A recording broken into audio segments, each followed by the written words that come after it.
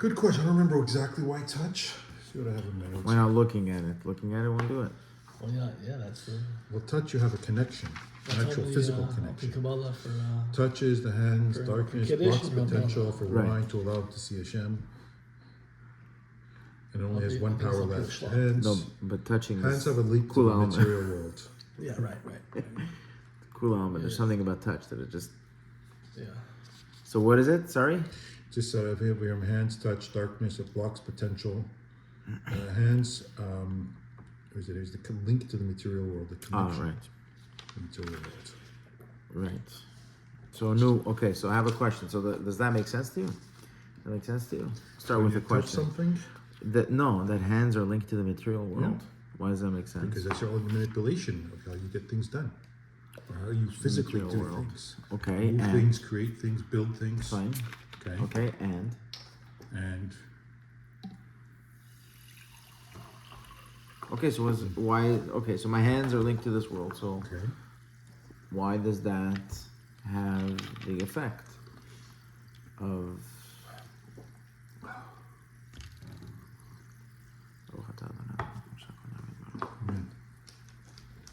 Why does that have the effect? So we know that the hands are linked to this world. Right. Physical touch equals material world. Right.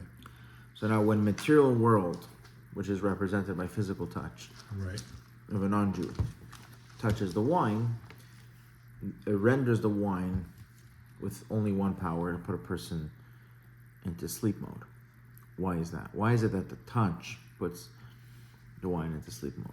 It's a good question, or it needs it's a she'elah. It's not a kusha. No, we're gonna explain it. We're gonna explain it simply. Simply. You understand the question? Yeah.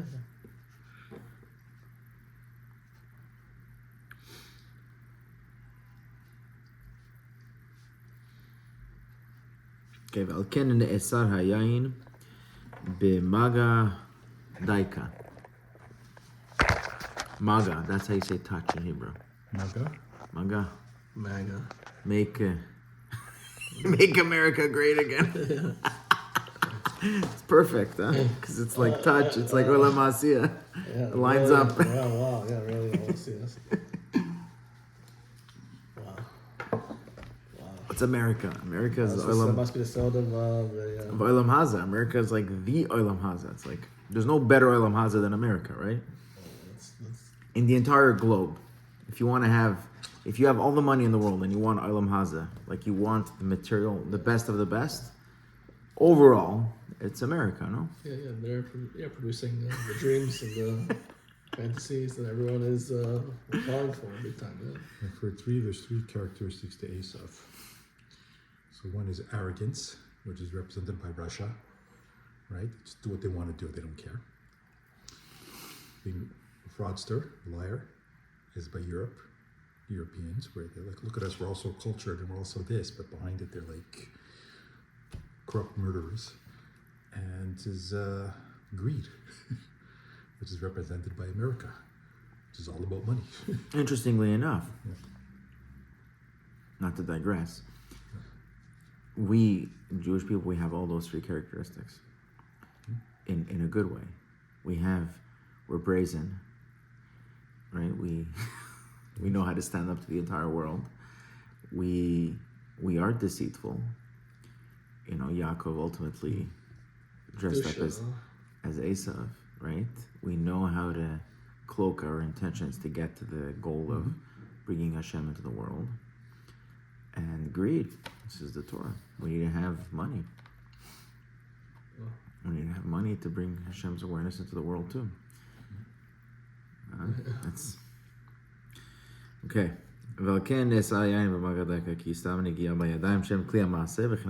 Okay, so we've established this.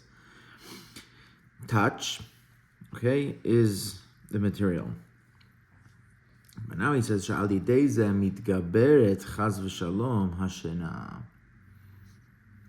material is sleep. Let's back up for a second here. Do you understand why is it that sleep is considered the material, and the awareness of Hashem is considered a story. Do you understand this? Do you understand this? Why is it that sleep is considered physical and awareness of Hashem is considered a story?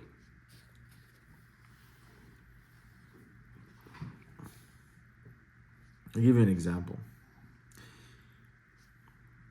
And I think if you're a Baal Tshuva, I think all of us in this room have experienced some version of this. You will relate to some element of this or another. Okay. Oh, beautiful. Okay, so I'll just repeat the last question so you can join us in. The last question was, we have a premise here that was posited by Rabbi Natan in explaining the lesson. Sorry to jump right in. I just want to involve you in the question. The question is, the material world, the physical world that we live in, is associated with and causes sleep. Sleep in the sense that no awareness of Hashem. Your awareness of Hashem is gone. That's the material world. So when we're connected to the material world, we have no awareness of Hashem. And conversely, awareness of Hashem, when we experience awareness of Hashem, that's called a story. Why? Called a story? Yeah. When you have awareness of Hashem, it's a story. When you're connected to the material, you're asleep. In the context of this lesson, yeah.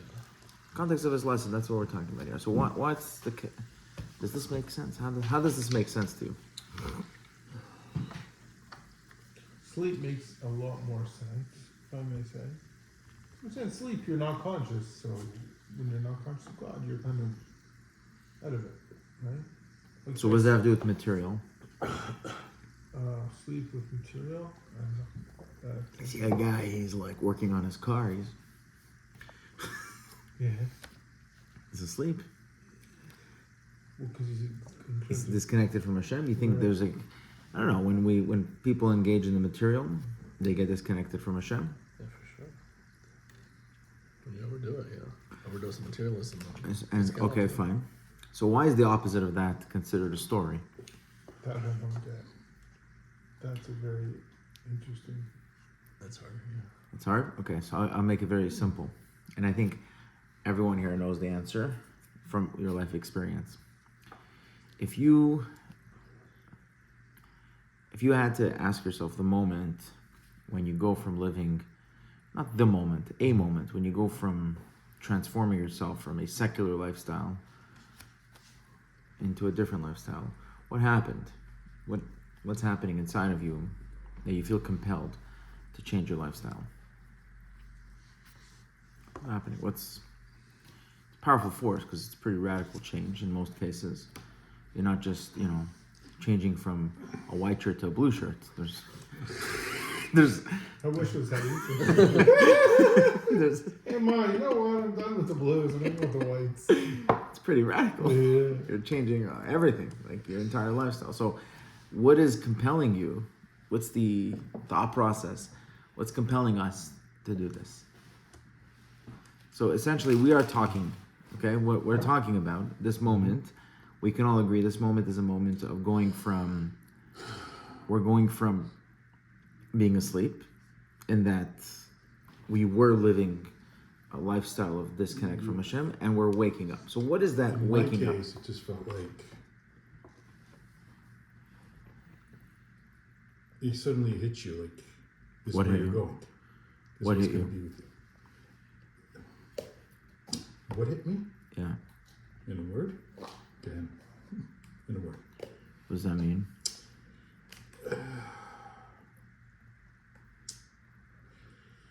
If I kept on going the direction I was going in, or stay where I was at, this is where I was headed. Yeah, but everyone is, and they don't see them changing their life. Maybe Yeah, but they most hurt people, it just, I don't know what it was. It was like Flames. something like, Flames the heat. no, I mean, it's, Can I I don't know, suggest? something just got through to me. Like it just suddenly was like, this is where I'm going. No, I don't want to go there. So what you I need became? to change Would you that. say that you became aware of something? Yeah. In short, yeah, there's like awareness. You became awareness of what? And this is where the story comes in. So what ends up happening is, The short answer is the truth. That's the short answer. what does the truth have to do with you in your lifestyle? There's the truth, and then there's me in my humble life. So I'll give you, I'll compare it with a I'm a movie, Jew in my head. right? Yeah. It's a movie called The Matrix. Yeah. Okay, the idea is these people, like, they have these little cells, you have this thing that plugs into their brain, and they experience a reality, right? Which to them is very, very real. But the reality is they're this body that's in this, like in this thing, and if they wake up out of that, they'll see what the real reality is. You know, when there's darkness and you have to run this little shit, it's a whole other world. And it's almost like you're watching this and you're thinking to yourself, I'd rather live a This is miserable definitely the existence. Matrix here. Yeah. We're talking about it. Yeah. I'd rather live a miserable existence, but I know I'm living in truth, rather than a good Yeah, existence. because in the Matrix that's it's a fantasy. miserable when they wake up, right? When They're you in wake these up, it's pods like, and stuff. yeah, it's, you know, Okay, so you're saying you became aware. yeah. You became aware of the reality that you were living Reality, in. yeah. So Or hit me more so than it's ever have. I don't So the thing is, if you think about it, if you contemplate for a second, that's a story.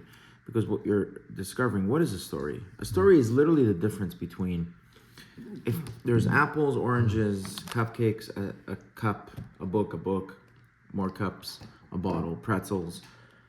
I just listed a bunch of random things. But if I say, we're sitting at a table, we're having this, and you brought it out, and you know, we're a group of guys, it's his birthday. Now all of these random stuff became connected, right? Right. So that's what a story does. That's the simple skeleton makeup of a story. It takes random things, and it shows you how these random things are not random, right? Behind the scenes, a discovery, or whatever you want to call it, but it's just types of stories, but they all share the same, they take away the randomness from whatever it is that they're displaying. They're showing you that there's a thread weaving all these different elements together. Well, tshuva, the process of waking up is you go from living a life that's random, that nothing really means anything. Everything is. You just do your thing, and then you wake up and realize, no, everything means something. I am part of it, and I am part of this journey, and I'm heading somewhere. And what I'm doing makes a difference. So there's a real story that's happening here. So that's why awakening is becoming aware of the story. It has to be that. That's what it's called Sipur Masiot. It's stories. There's a story of our lives. We have to understand, I have to feel that, I have to experience that the story of my life is a real one.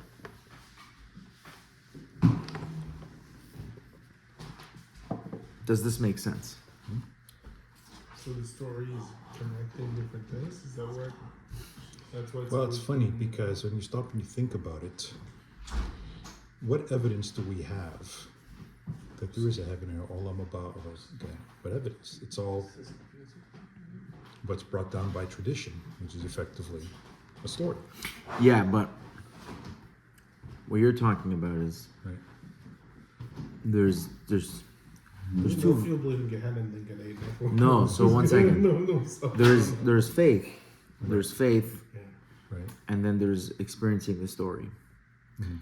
Faith could emanate from a place where deep down inside you know, you just know that there's something more. So you adopt a system of faith to give you a structure to that internal knowledge, and then you pursue it.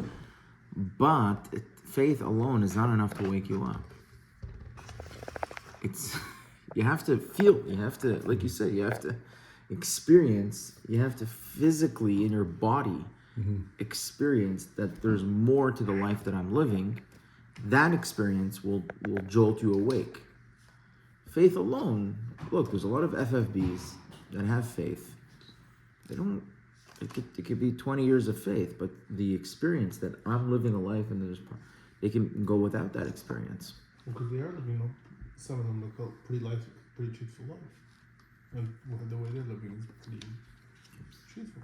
So like, why should? But because everyone on whatever level you're at, even Moshe Rabbeinu, there's a level that for them is more real, that they can awaken to, right? That means that the faith should bring us to a place where we take that faith and we start to see viscerally and experience our lives in a way where I see it, Hashem. I see Hashem's around me. And that will awake, that's 100% wakes you up. If you see, it's like anyone that comes on the heels of it could be an accident, or it could be anything that involves like hashgacha pratit, where you see Hashem's hand involved. Like the more crazy, the more awakened you'll get. I just met that person and he told me, and then it happens to be this, and then it happens that right? And then when you see the dots getting connected, it awakens the person up. Even someone with the most faith in the world, when he experiences that, that's strong. That elicits a stronger reaction than just the emunah, right? The emunah is because we can't always have this experience. So the emunah is how we hold on, because the emunah is stable. I have emunah regardless of what I'm going to experience. I believe that whether I see it or not, I'm going this way. So that's my emunah. That's my stability. But Hashem, we can experience life in a way where we physically experience the dots being connected. We see, this person, and it's like, and that jolts everyone awake. You read stories of Hashgacha Pratit, you read stories of after 9/11, this guy, on the day, this guy missed the bus, this guy missed the train, or whatever, all the types of stories you hear. And it really shakes you up to your core when you hear these stories, right? Because why? Why does a story wake you up? Because that story is evidence that what you have faith in is actually true. Right? Where's the evidence that Hashem is running the world, right? So you have, the Aish, this, that, whatever. But like in your day-to-day life, right? Who says that you're meant to meet that person, right? We believe that nothing's random. If we're all sitting here, Hashem wants us to sit here. But who says? You have evidence? We don't have evidence. We believe that. But what happens when there's a story of Hashgacha Pratit? So that story awakens us. So we're discussing the connection between being awake and why that's referred to as a story. And can you wake up without a story? So we're saying that the process of waking up, and in the classic example of a Baal Tshuva, going from a secular lifestyle to a religious lifestyle, involves becoming aware of how my life is part of a story. I'm living a story here, and then there's something going on here. There's a thread that's connecting my life. I'm part of something bigger, and everything that says in the Torah, all that stuff becomes real. Becoming aware of that story is what wakes us up. Conversely, what's the opposite of becoming aware of a story? A lack of a narrative. What's the lack of a narrative? Coincidence. Randomness. This is here. Scientific worldview. Yeah, but even the scientists believe in story. It's human nature to look for a story. Like, who can live a completely random life? Mental illness. Yeah. Who can live a completely, and in our generation, we need stories more than ever. More than any generation before us. Like, the generations before us could have lived without stories. Today, we have, streaming services, TV. Hollywood has just exploded, but Hollywood is in the business of storytelling. Fake stories, fine, but those are placebos, right? They're placebos because we were craving stories. We need to feel like life is not random. So you go through your day, the whole day felt extremely random, and now you're at the end of the day, and you escape. But what do you escape to? You escape to a story. The story calms down the soul, it calms down the person. Just this feeling, there's something going on. This is, today, it used to, it's completely exploded, the need for a story. But that's exactly what Rabbi Nachman is trying to bring into this. He says, if we have a story, if we feel in our lives that we are living in a story, then we don't need to escape to a story, because my whole life is a story. Every moment it's alive. There's something going on. If you think about it, if you think about what's a story, it's just someone else looking at our lives. That's what a story is. It's nothing special, right? It's not that forget about the superhero stories, just regular stories, that books, and it's just what happened. Why is it that when I watch someone else's life, that's interesting, but he's living the same life as me, right? So that's all it is. It's because that in the video, in the book, or whatever it is, the author, the writer, has, with his talents, extrapolated the story from the characters' lives and brought it out. If I saw the own story of my life, this explains why we are living today in a generation where we have to film it and look back. My kids will love it. They love it, right? They have to just. They can't wait. They look back at themselves. Yeah. Why? What's going on? It's like you have to film it and then replay it. I need to see them in a story. Yeah. I need to see him in a story. It's like you film, you did nothing. You walked from this side of the living room to the other side of the living room, like, whatever, and now you play it back. But now you see yourself. You see yourself, so you see, oh, I'm in a story. Kids don't know that's what they're looking for, but that's what we're all looking for. We're looking for, how is my life a story? Hashem gave us this tool that everyone has. It's a ubiquity of the cell phones made, cameras everywhere. Only used to be like, remember, artsy people with cameras, or one of those. 3 weeks later, 3 weeks later, you get the prints, and don't waste the pictures, expensive. half of them, the lights all blurred out or whatever. But today, we all know, and we're talking, 10 years? No. 10 years maybe.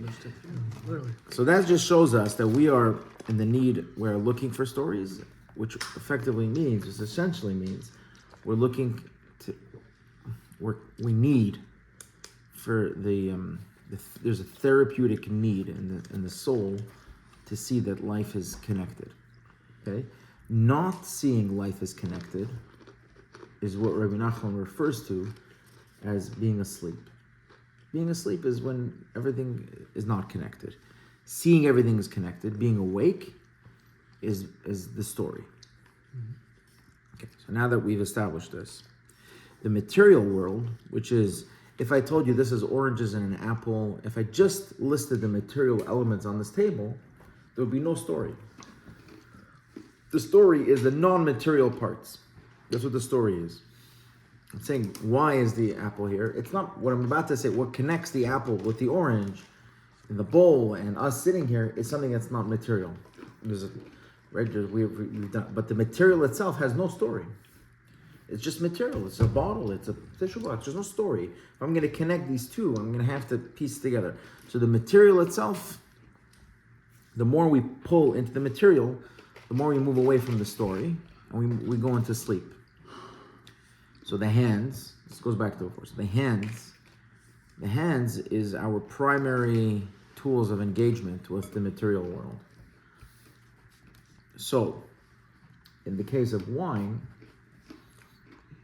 the non-Jew who represents the material world, when he touches wine,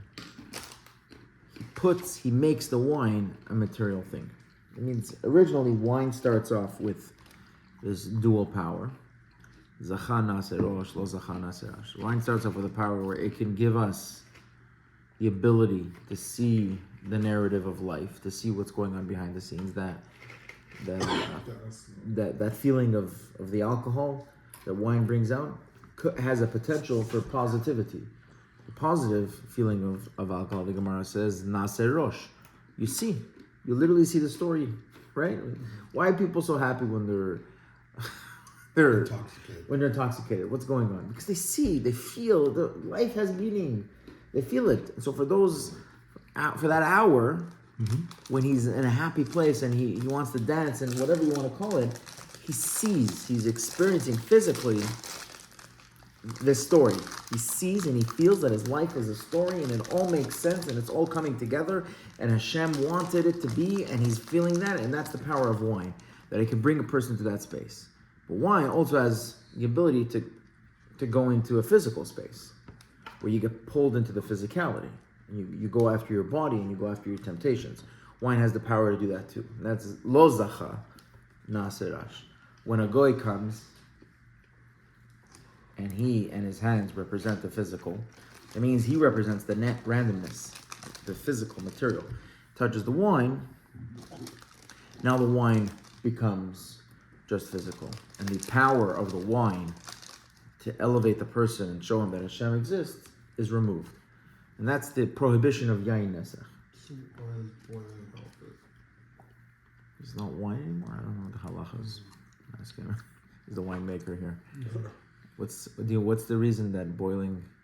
Yeah, because pshat is It's not wine anymore. I think when you boil wine that it. was boiled, they couldn't bring it on the mizbeach, the Beis Mikdash. Also, the wine it had to be non-negotiable wine. I see. So the real potency or the power in wine is Yeah, because the idea was that I don't know why, but in the ancient world, when they would, they would use wine. They wouldn't negotiate. They wouldn't pasteurize it. It'd be like Well, who would? It's not natural. no, but even by the goyim, if they pasteurized it for whatever reason, it would not be fit for their avodah zarah. So So it sounds like it's better according to the lesson there. If we try those two, I don't know what the lesson meant, but it sounds like it's higher to non. no. We're talking about when Rabbi Nachman talks about wine. He's talking about whenever Rabbeinu says something, he's saying it in the most ideal form, and we can extrapolate downwards. That's like the idea of bechinot, right? It means he tells you the main, and then you can say this is parallel to this, parallel to this.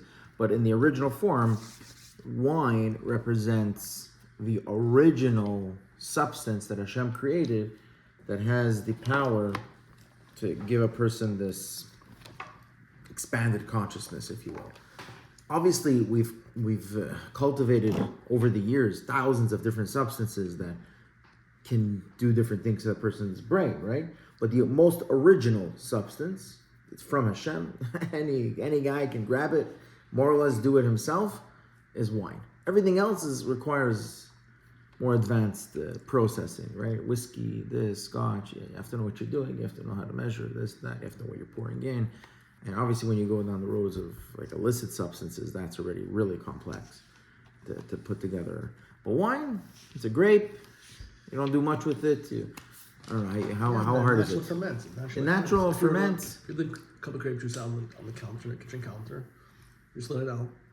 In a week it would start bubbling and turn into wine. It wouldn't be a fancy wine, but it would be already. Maybe if you leave it open. Yeah. How can I Naturally make wants to homemade? ferment. How can I make homemade wine? We'll talk about it afterwards. But No, but I mean what you just gave the example. you can't you can't take kedem because that's already been pasteurized. If it's already been pasteurized, it's another different story. But if you were to take grapes, squeeze it, take a ton of grapes, squeeze it into a cup, let it sit on the counter for a week, it would start to bubble. Oh, Yeah. Very slowly, but yeah. It's pretty accessible. I guess the making of wine was pretty accessible. Noah, they did it right when they came out of what did they have? They planted something and boom, they had wine. It's very easy to make wine. The idea is that wine is the gift that Hashem gave to the world, but it has a potential, when a person becomes intoxicated, it has the potential to turn bad. Now when a goy touches it, it just has that potential. It removes it. To be bad. There's no potential for a positive thing to come out of that wine that was touched by a goy. Okay, ועל נאסר יין במגע דייקה, כי סתם נגיעה בידיים שם כלי המעשה ובחינת העשייה, שעל ידי זה מתגברת חס ושלום השינה, שהיא בחינת העשייה.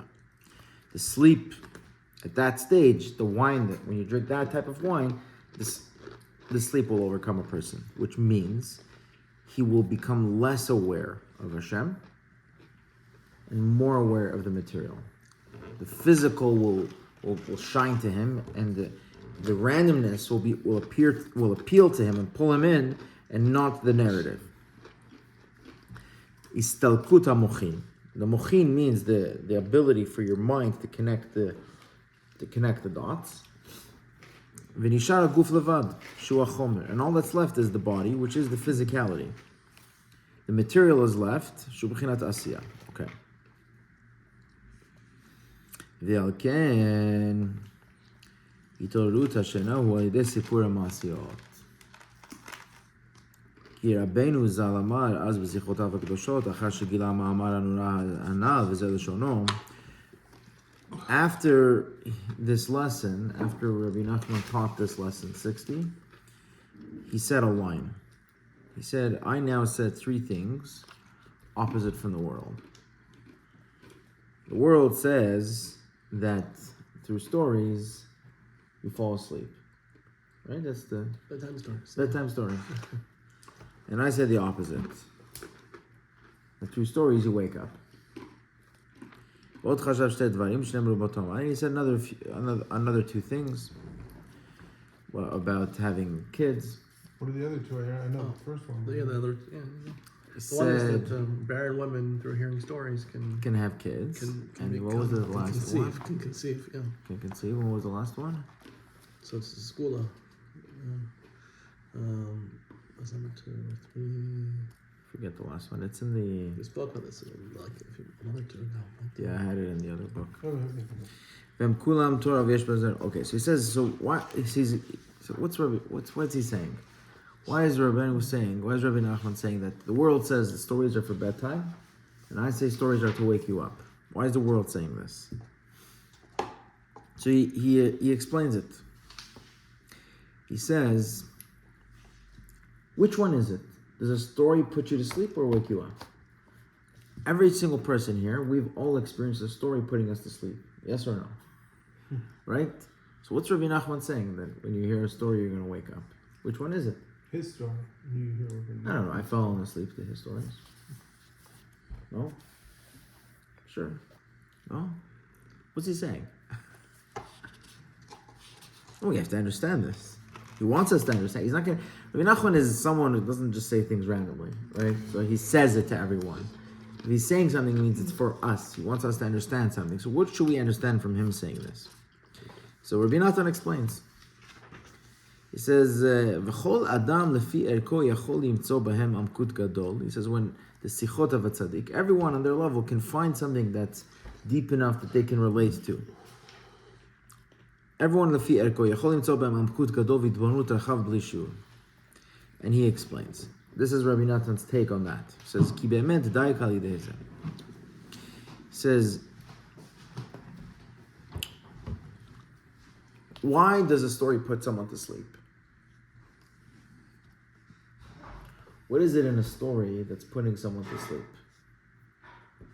What is it about the elements of a story that draws someone down? What do you think? Could be the tone of the narrator, the person's telling the story. Okay, what if you're reading it? Tired eyes. I don't know. I think you kind of forget about your worries and what's going on. Like it kind of puts you in like you're only in the story. I don't know if that makes sense. Like you. So he says here something simple. He says, what is sleep? Sleep is a spectrum, right? We were saying sleep is a spectrum of what? Of awareness of the real reality, like you were saying before. What's the realest reality? What's the truest reality? What's the most truest thing? Hashem. Hashem is running the show. That's the closer I am to feeling that reality, the more awake I am. Right? The farther away I am from feeling that reality, the more asleep I am. That's a spectrum. At the far end of the spectrum is death. Right? But before death, there's just lack of awareness. But you're still awake, right? But you're not fully aware of the reality, right? Maybe you're daydreaming, maybe you're just distracted, or maybe you just never felt that in your life. But then there's sleep, there's physical sleep. Physical sleep, you're not aware of reality at all. Maybe a little bit, but you're really not aware. It's not only not aware of God, you're not even aware of what happens, right? So this spectrum, he says, when you hear a story, when a person is in a state where he's connected to the physical, right? A story of the physical will make him more connected to the physical. The story Of whatever material thing he's connected to will pull him further into that. That's the power of a story. Power of a story is it has the ability to pull you into something. Now the question is what? If the story is about the physical, and obviously depends on the writer and his ability to elicit a story from the physical, then it'll pull you further into the physical. There are some movies or books that are a cult following, right? Like sometimes it's like complete sci-fi, like has nothing. Why? Because it has a power. That's the power of a story. It has the ability to, like Harry Potter. Harry Potter is like a phenomenon, a worldwide phenomenon. A complete fabrication, doesn't exist. But that's the power of a story. So obviously a good writer is someone who has the ability to piece together a story in a talented way, can do that. But it's not necessary that they're going to do it in a way that's going to wake us up. If what they're writing about, they're telling us the story of the material, right? then they'll pull us more into the material. So now we understand now that storytelling is a very powerful force. We're looking for a story. We're looking to see the interconnectedness of everything. So this is what he refers to as the shorish. The shorish of the power to awaken someone rests in something called storytelling.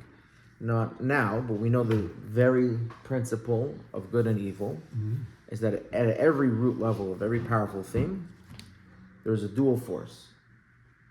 It can go good or it can go bad. So at the root level of storytelling, it has two potentials. It can pull, the same way wine has the same thing. Two potentials. It can pull someone in to the physical, or it can wake them up. Depending on the structure of the story and how the story was told and what's the function of the story. And this is what is referred to in Rizal. It's called En Hadin Nimtak Ela B'Shosho. That the judgment is sweetened only at a root level, which means that if you have a problem and you really want to solve the problem, you have to go to the root cause of the problem. The closer you go to the root cause of the problem, the more effective you're going to be in solving it. Right? We see this in medicine, we see this in everything in life. If there's a problem that you're dealing with something, maybe finances or health or whatever it may be, the more closer you can get to figure out where this problem started, and then you solve it at that level, the more wholesome, the more complete the solution is. That's called En Hadin Nimtak Ela B'Shosho. So din means judgment in the world. So if we see something nasty happening in the world, right? If we see, what's this politician doing? Or how can they implement such a policy? And how are we living in such a generation? You can't just go and attack the politician. You could, right? But you're not going to necessarily solve the problem. You may shut down the politician. You may even beat him in a debate. You may even, subdue him in that moment. And you may remove the toxicity that he's putting forth in the world for 5 minutes. But if it's coming from somewhere higher, then you haven't solved it, because whatever's behind this politician is still alive. He's just going to find another way, right? It's like whack-a-mole. You close it down here, he's going to come out on the other side. So if you can figure out the root, all the way at the root, and you cut it off over there, then you've effectively, there's one of the Likutei I remember reading that he says that Paro was a proxy for Amalek. Okay. It means Paro himself was not the evil. He was just a proxy, one of the proxies of Amalek to manifest as evil. And when Paro went down, Amalek was waiting. Amalek, the big boss, after the Jews left Mitzrayim, Amalek was still there. It means he's the shorish, he's the root of the evil. Yeah, he's the shorish of all the evil, and he has his emissaries that they do work for him. He has the different proxies that he can use to get his work done. So Rabbi Nachman, all of Rabbi Nachman's lesson always on a root level. So sometimes the root is so hidden from us that we have no idea that this is the root of the problem. That means we think what we're looking at, the symptom, we think that's the problem. Well, we don't, like a very classic example is, Nachman's big take is that 90% of the toxicity of the world that we experience comes from philosophy. So You don't say.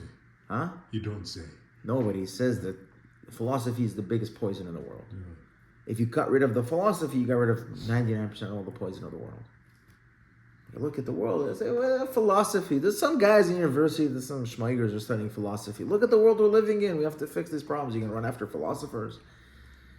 Like, it's hard sometimes to see the connection between what we're experiencing and how Rabbi Nachman presents it, to the point where we actually think we're not understanding what he's saying, right? So sometimes the root is so hidden that we don't understand that this is the root behind the scenes. But like, if you actually contemplate a little bit on around us, you'll see. It's easy to see, for example, that philosophy, all these ideologies, whatever you want to call it, or someone wrote a book somewhere, someone else took the book and decided to make a movement out of it, and a whole bunch of people are following this, right? So at the root level, if you can cut off the potency of that ideology that's driving the whole movement, then you've destroyed the whole movement. So in terms of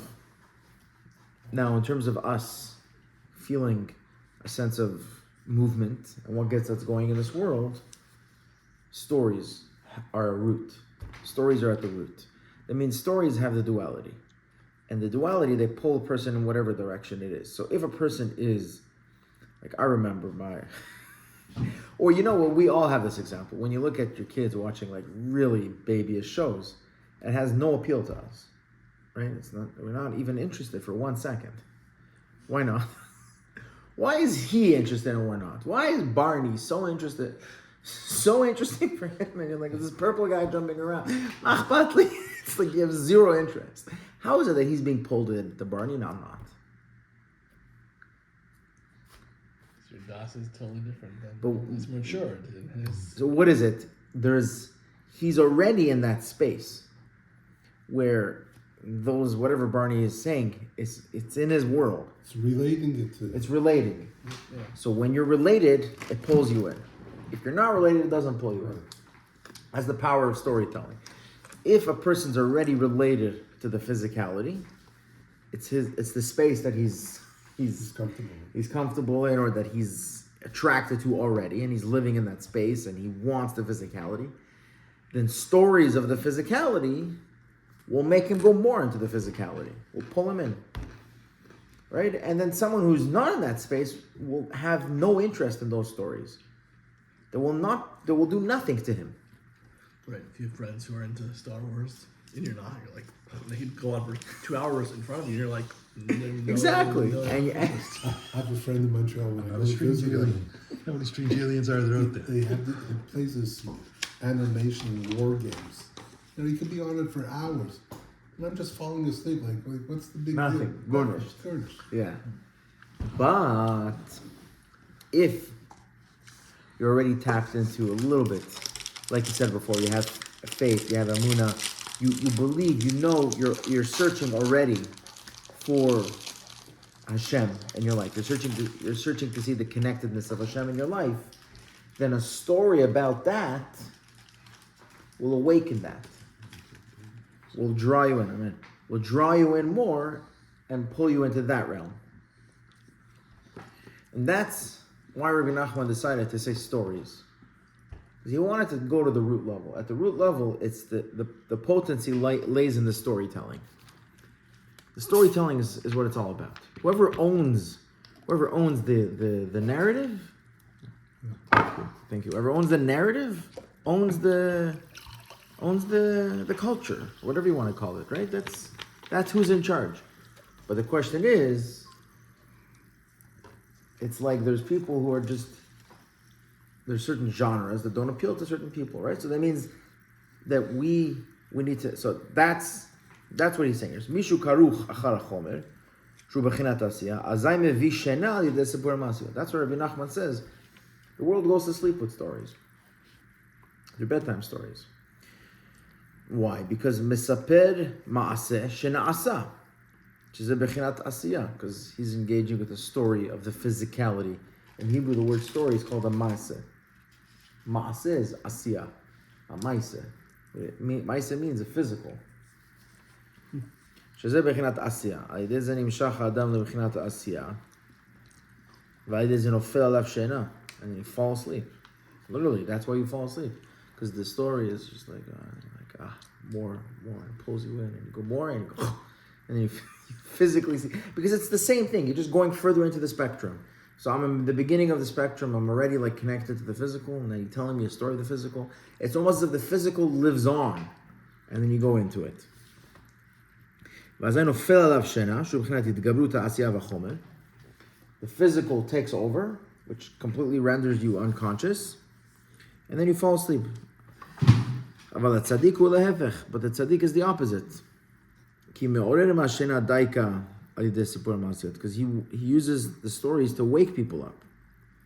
Why? By his storytelling,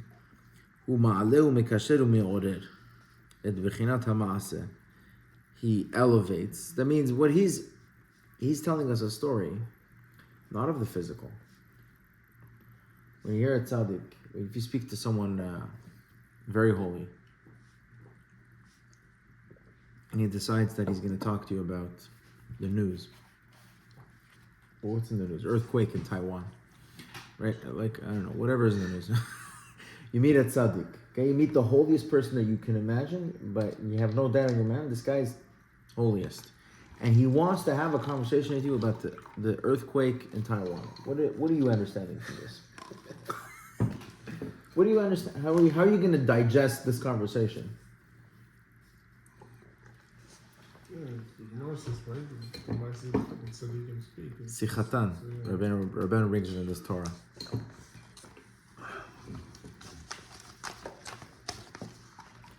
No, have you experienced this, by the way? Has anyone here experienced this? Speaking to a very holy person, and he wants to just talk to you about the physicality, the current events, maybe your current events. No, he doesn't want to talk to you about the Torah. Oh, right, secular stuff. Secular stuff. Never. Nice shirt. You know, like stuff like that. You ever experienced this?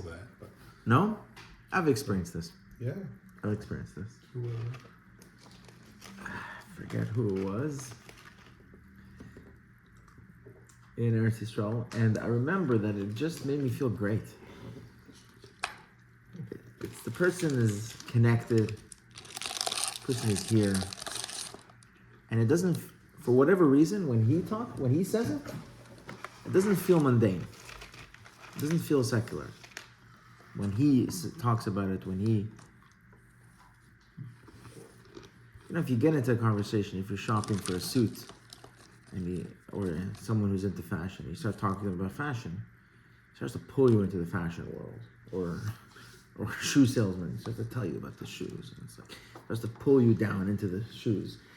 10 minutes ago, you knew there's the shoes with laces and shoes without laces. There's leather. Okay, now you're talking to him, and this guy's like telling you, he's showing you a whole world of shoes that he didn't even know existed.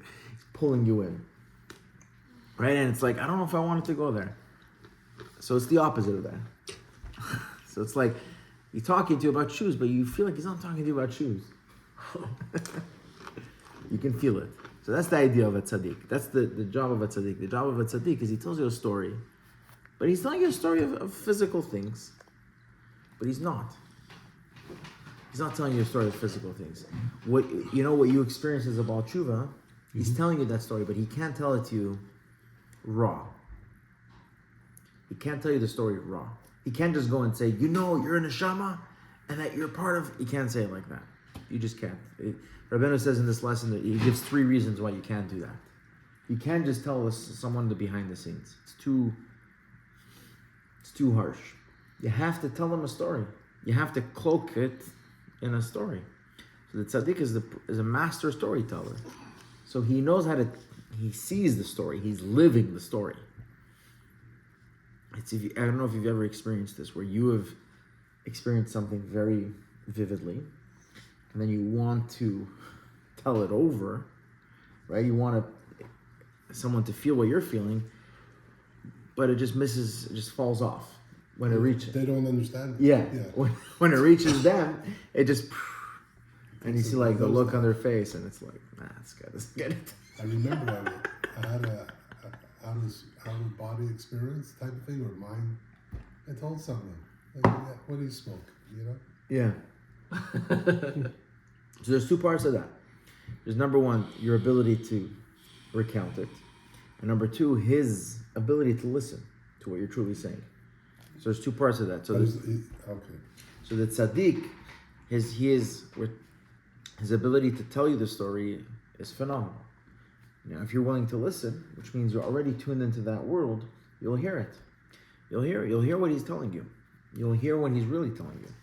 You'll hear the story that behind it. Even though he talks about oranges and apples, right? And he talks about a guy, and in the stories of Rabbi Nachman, some of them are very secular. Like if you look at the story of the Melech V'Kesan, you ever read that story? It's about a woman who outsmarts like 8 different men, and like it's like they would ban this from schools, given how mundane it is, so to speak. But we know Rabbi Nachman's stories. That is one of the stories, by the way, where it's so deep that there's nothing written on that story in terms of commentary.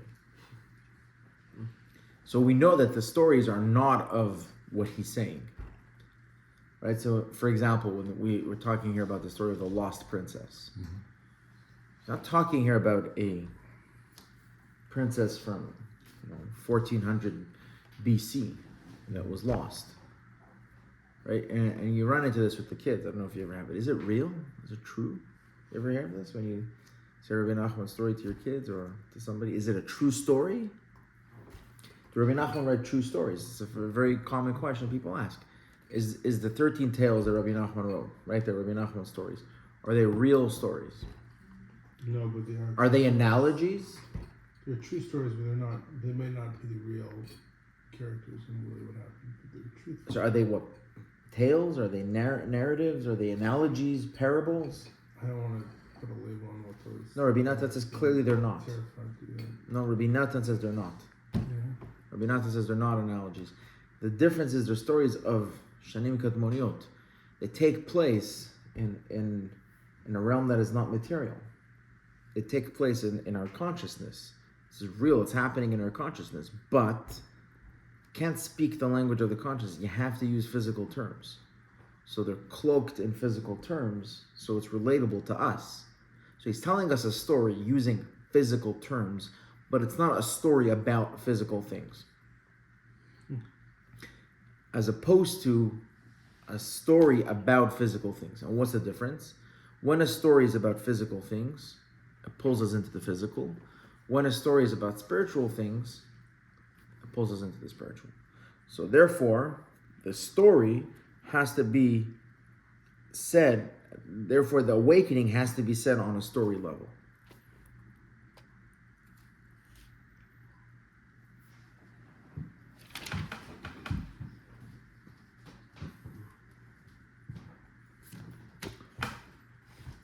How are we holding? Should we do a little more? Should we stop?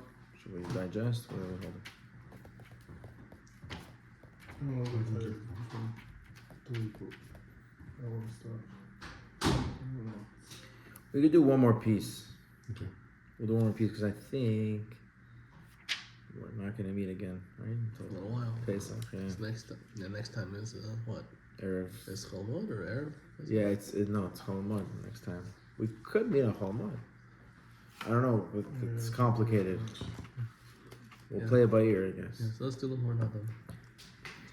This is Kiddush. Maybe we can take this into Pesach. So what happens in Friday night Kiddush?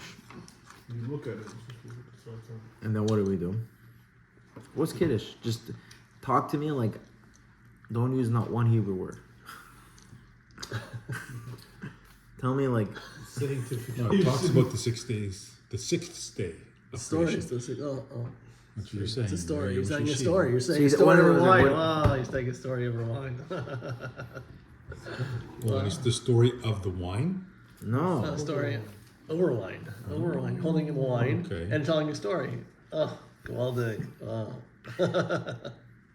Literally, it's Hashem says, you know what? I have something you want to become from. Here's what you should do: take a cup of wine. Right. Friday night, when you see it gets dark, stop everything you're doing. Put away all your electronics. I want you to just unplug. Okay. Then I want you to take a cup of wine, fill it up all the way to the top. Wine. I want you to be wine, and it's got to be a good wine that you can get a little bit intoxicated from it. And then this is what the Shulchan Aruch said. Yeah. And then Meshevitz. and That's then what killed Yiddish.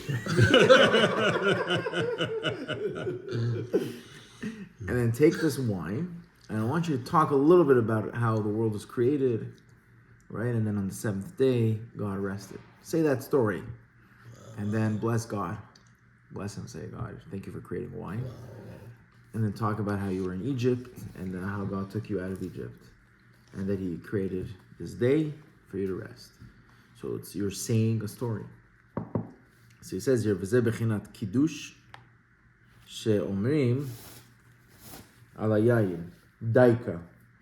Kiddush has to be on wine, dafka, specifically on wine. Why? Ki Shabbat, because if you look at the 6 days compared to Shabbat we are more awake in our consciousness than the 6 days.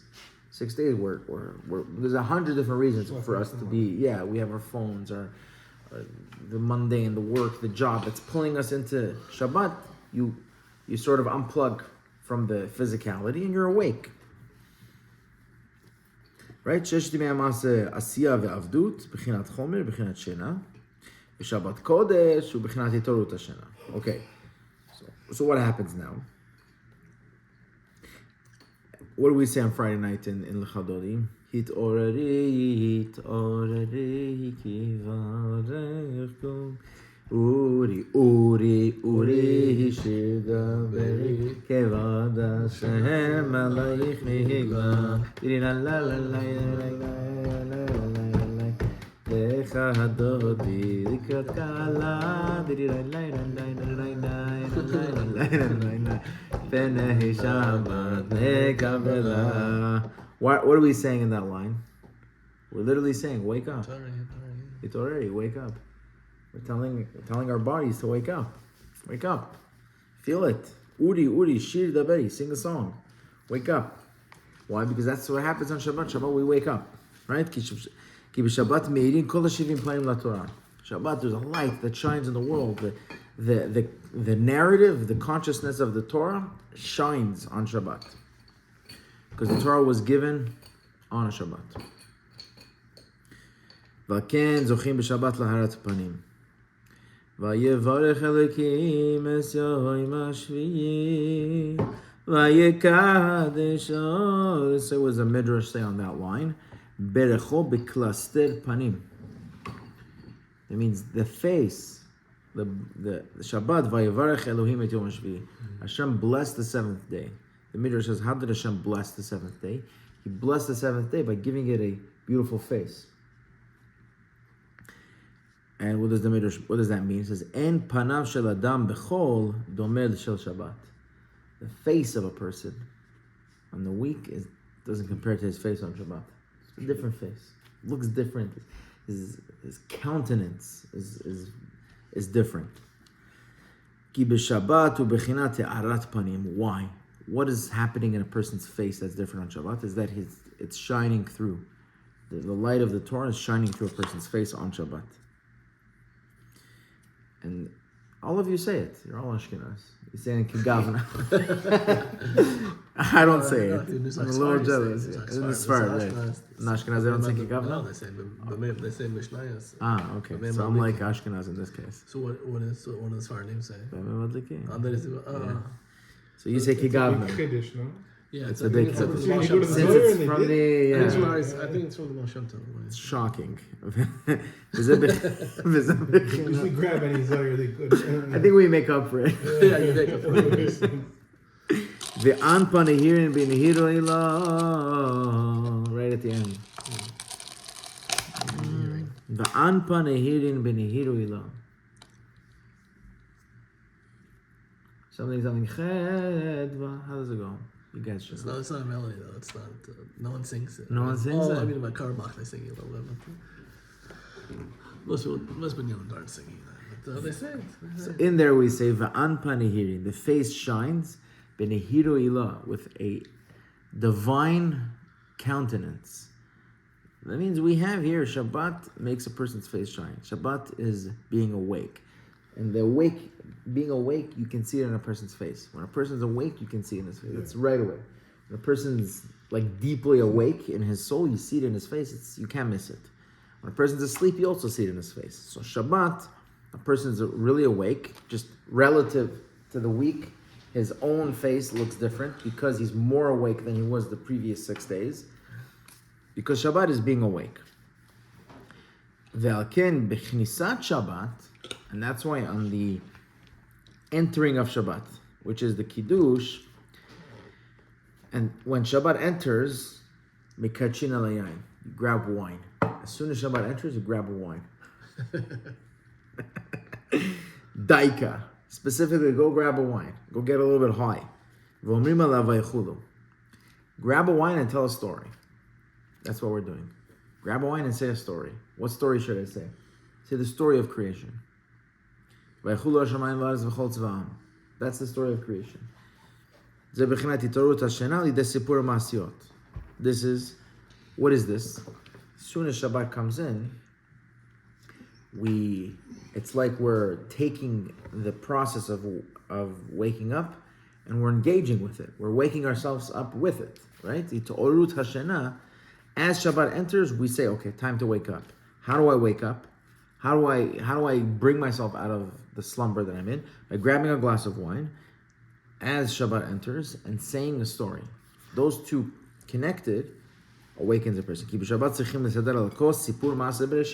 what you say. You say the story of Bereshit. Hashem created the world in 6 days. And then he rested on the 7th. Then he says one more very powerful thing, and we'll finish with that. He says,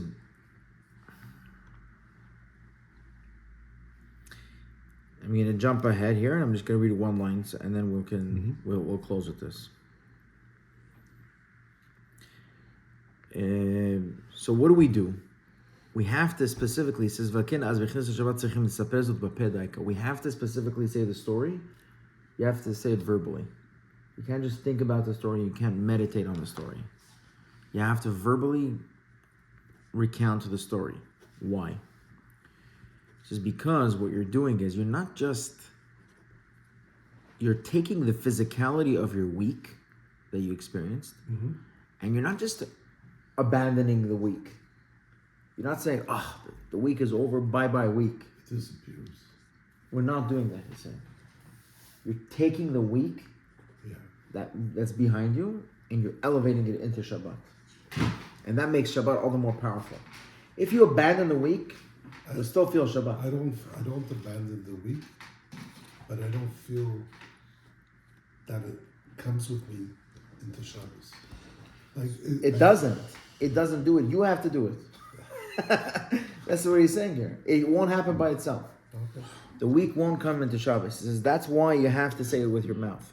Because when you say that Hashem created the world in 6 days, why do we have to say Hashem created the world in 6 days? Just say Hashem rested on the 7th day.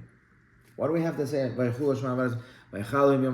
do you have to say that Hashem created the world in 6 days and then say that he rested? Just talk about today. Today is Shabbat. Let's just talk about the fact that he rested. He says no. We have to go back 6 days, talk about that the 6 days existed, and pull it into the 7th day. And you have to do it with your mouth. Because the dibur, it's called nimshach min adat. There's two types of speech. There's speech that we use as communication. That's not real speech. It's not koch hadibur. So like animals have that type of speech. They can communicate. There's evidence of animals communicating and using different noises. Yeah. But so when we speak like that, it's not real speech. But when we take speech and we use it properly, like, if you ever try to do hitbodedut, you try to talk to Hashem, and no words, you can barely string together a sentence. That's because people do it for an hour. I'll tell you, because that's real speech. That's real power of speech. That's not regular communication. Regular communication, you can talk, if you're into your conversation, you can talk for 5 hours.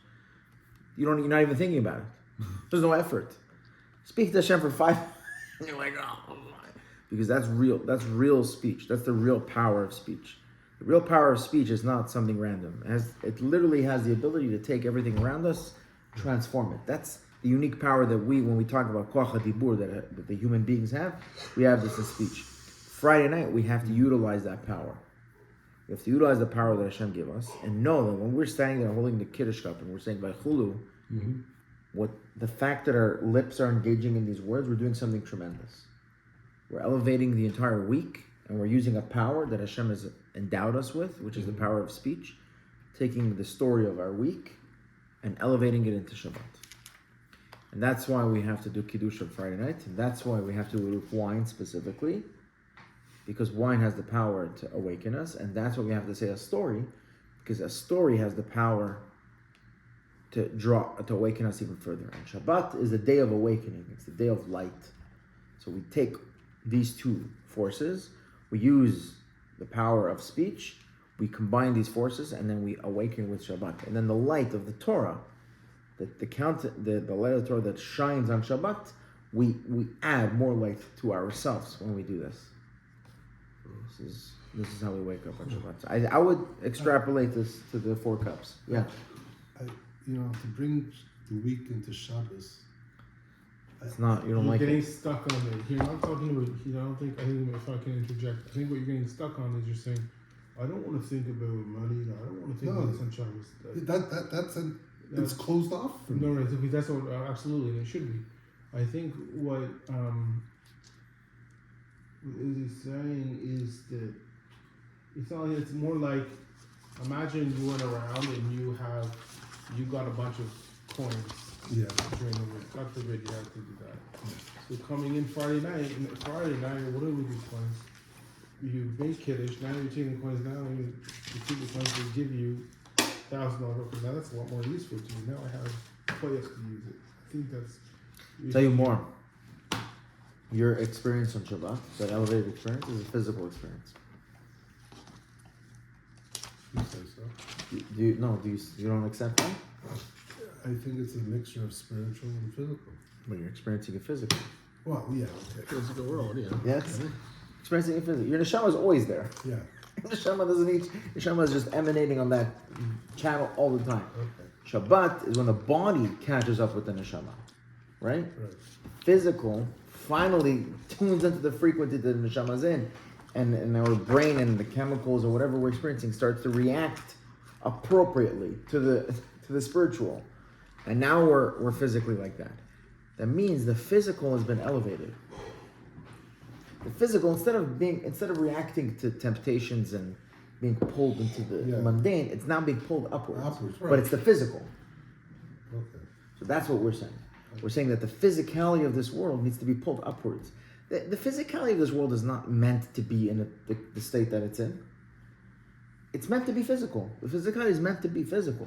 We're not denying we just need to see it in its proper form. The same way our physical bodies on Shabbat, physically, it's physical experience when we're feeling good and it's the body, the blood, the breath. It's all physical, but it's upward. It's towards Shabbat. It's tuned in the right.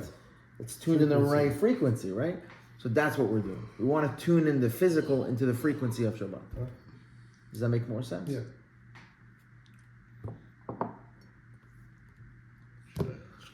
Really? This is amazing. Gives Kiddush a whole other look.